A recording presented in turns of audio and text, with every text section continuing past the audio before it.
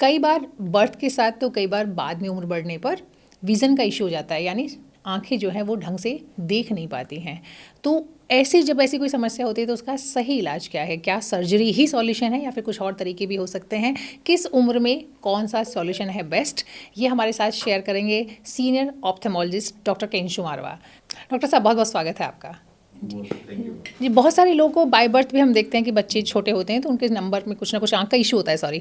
और जब gradually as करते हैं तो कई बार टीन्स में भी देखने को मिलता है, कई बार आगे जाके भी देखने को मिलता है। तो उसके लिए कई बार सलाह होती है, आप जैसे डॉक्टर बताते हैं कि सर्जरी करनी है। तो सबसे पहले तो मैं ये जानना चाहूँगी कि जब बच्चा छोटा होता है तो कौन सी उम्र में टेस्ट कराना चाहिए आँख का, ताकि पता चल सके कि बच्चे की आँखें, उसका विज़न ठीक है या नहीं है। तो सबसे पहले डॉक्टर जो बच्चे को देखता है वो होता है पीडियाट्रिशियन। राइट। तो अगर पीडियाट्रिशियन देखा, और आजकल प्रीमेच्योर बेबीज भी बहुत होते हैं, कई बार मल्टीपल प्रेगनेंसीज होती हैं, ट्विंस हैं, ट्रिपलेट्स हैं, राइट। तो उन केसेस में बच्चा प्रीमेच्योर भी बॉर्न होता है, तो उन केसेस में रेटिनोपैथी और प्रीमेच्योरिटी के लिए चेक किया जाता है।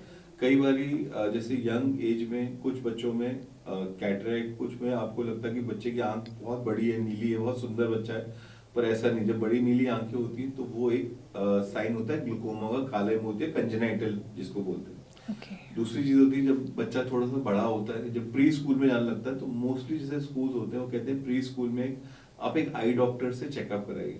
तो मुझे लगता है ये पैटर्न बहुत अच्छा है कि स्कूलों में ये फॉलो करना चाहिए। जो एटलीस्ट पॉलिसी मेकर्स हैं स्कूल के, वो एटलीस्ट एक फॉर्म हेल्थ का तो चेक होता है कि वैक्सीनेशन का देखते हैं, सिमिलरली आई चेकअप का भी बच्चे का एडमिशन के टाइम पे होना चाहिए, सो दैट कि जब बच्चा स्कूल में एंट्री ले रहा है तभी पता लग जाए कि उसको चश्मे का नंबर तो नहीं है। दूसरी चीज, बच्चा बड़ा हो गया तो साल साल पे एक बार ही हम चेक कर लेंगे। अगर बच्चे के चश्मे का नंबर, बच्चा आके बोल रहा है पेरेंट को कि नहीं मुझे कम दिख रहा है पापा, या धुंधला दिख रहा है, या दूसरी चीज होती है टीचर ही बोल देती पेरेंट्स को जी आपके बच्चे है ना फ्रंट वाली रो से भी नहीं दिख पा रहा, तब मतलब ये है कि आप उस चीज को सीरियसली लो, पेरेंट्स को उस चीज को सीरियसली लेके बच्चे का आई चेकअप जो भी नियरेस्ट आई स्पेशलिस्ट है उससे करा लें। दूसरी चीज होती है जब बच्चे बड़े होते हैं, हाँ चश्मा जैसे लग गया, तो चश्मे के लिए प्रॉपर एक कॉन्टैक्ट लेंस अवॉइड ही करते हैं बच्चे यूजुअली। 12th तक तो पेरेंट्स ही नहीं चाहते कि बच्चे, मैंने डॉक्टर्स जो अपने कलीग्स हैं वो भी चाहते हैं कि बच्चे कॉन्टैक्ट लेंस पहने। तो usually till the age of 18 तक मैं कहूँगा चश्मा ही पहने, टिल 21 ही। अगर मैं भी लेसिक किसी का करता हूँ तो मैं 21 के बियॉन्ड ही उनका करता हूँ। तो मतलब कि एटलीस्ट 21 साल तक तो चश्मा पहनिए, उसके बाद चाहे आपने 18 के बाद कॉन्टैक्ट लेंस यूज करने वो कर लीजिए। 21 के बाद आपके पास इतने सारे ऑप्शंस हैं, जैसे कॉन्टैक्ट लेंसेज का है ऑप्शन, उसमें भी डिफरेंट डिफरेंट टाइप के कॉन्टैक्ट लेंस आते हैं डिपेंडिंग उसकी हाइड्रेशन कितनी है। तो जिसकी हाइड्रेशन बहुत अच्छी होती है उसका कॉस्ट बढ़ जाता है। तो जैसे बॉश में अल्ट्रा लेंस होते हैं, तो ऐसे कुछ कुछ लेंसेज होते हैं। दूसरी चीज होती है जैसे चश्मा का नंबर 21 साल के बाद आपने हटाना है। हाँ राइट, मैं बिल्कुल जानना चाहूँगी कि सर्जरी कराते हैं लोग अक्सर, Right. तो एक तो उसके लिए 21 साल तक वेट शायद इसलिए करते हैं ताकि आपका नंबर जो स्टेबल हो जाए। तो हम चाहते हैं कि नंबर एटलीस्ट 6 मंथ स्टेबल रहे, जिसका भी ऑपरेशन करना है 6 मंथ्स तक अगर नंबर स्टेबल है देन भी इट्स अ ग्रीन सिग्नल कि हम करा लें। फिर उससे पहले कुछ टेस्ट होते हैं आंख के देखने के लिए कि प्रॉपर थिकनेस है कि नहीं।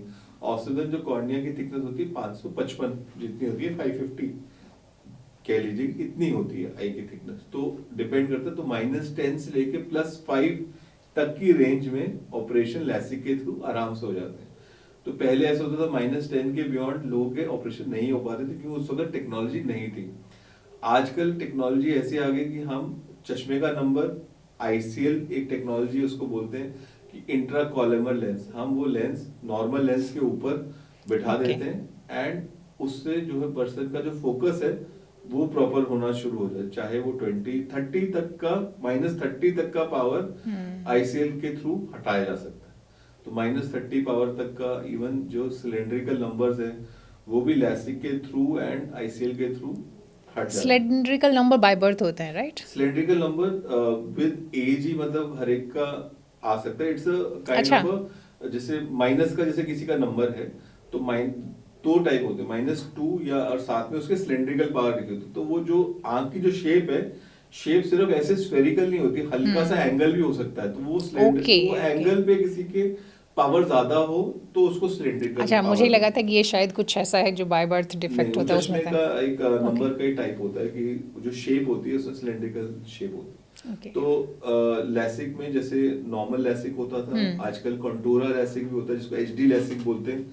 उसको एचडी लैसिक इसलिए बोलते हैं क्योंकि 10-15 फोटोग्राफ्स ली जाती हैं आगे आंख की, हाईली प्रिसाइज, एंड एआई के थ्रू देखा जाता है कौन सा बेस्ट शेप है आई की जिसपे फोकस किया जाएगा, तो वो कॉन्टूरा लैसिक के थ्रू होता है। दूसरा है नो टच लैसिक जिसको पीआरके भी बोलते हैं, जिसमें एक्चुअली जो ऊपर की सतह होती है उसको हल्का सा बस क्लीन करते हैं और लेजर के थ्रू किया जा सकता है।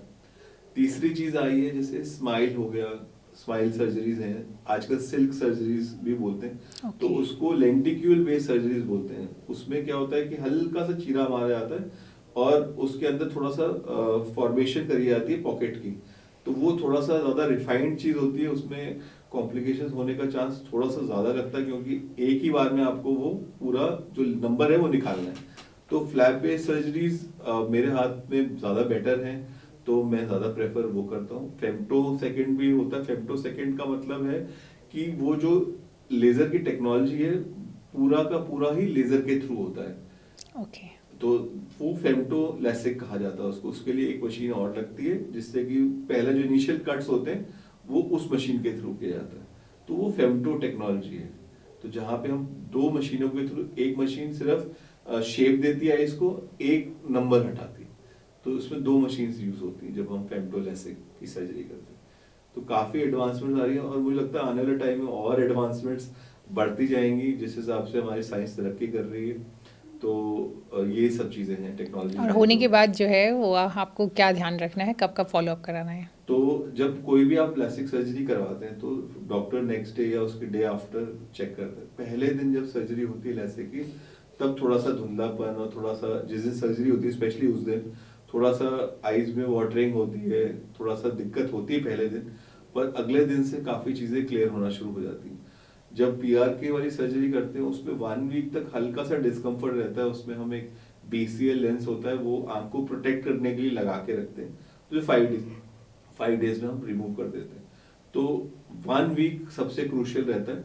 एंड यूजली जिनकी ये सर्जरीज होती है नंबर हटाने वाली, उसमें हम बोलते हैं कि आप जैसे स्विमिंग पूल हो गया या सी हो गया उसमें ना जाए क्योंकि कंटेमिनेशन होने का चांस रहता है, तो वो 2 मंथ्स तक हम चीज बोलते हैं अवॉइड करें। आप मतलब जैसे यंगस्टर होते हैं उनको बोलते हैं कि आप गोवा मत जाओ 2 महीने तक, आप स्विमिंग पूल में मत आप जाना 2 मंथ्स तक, तो आप ये उनको प्रिकॉशन बोलते हैं। बाकी जो आई ड्रॉप्स हैं ये सब चलती रहती है। थोड़ा सा ड्राइनेस रहता है क्योंकि ऑलरेडी इनका प्रोफेशन ही ऐसा होता है, ज्यादा वर्क कर रहे हैं यंगस्टर्स कंप्यूटर पे, तो हल्की सी ड्राइनेस रहती है पेशेंट्स को, तो उसके लिए लुब्रिकेटिंग आई ड्रॉप्स 5-6 मंथ्स चलती है ऑन ऑफ, तो रूटीनली आजकल सब लोग ही यूज कर रहे हैं।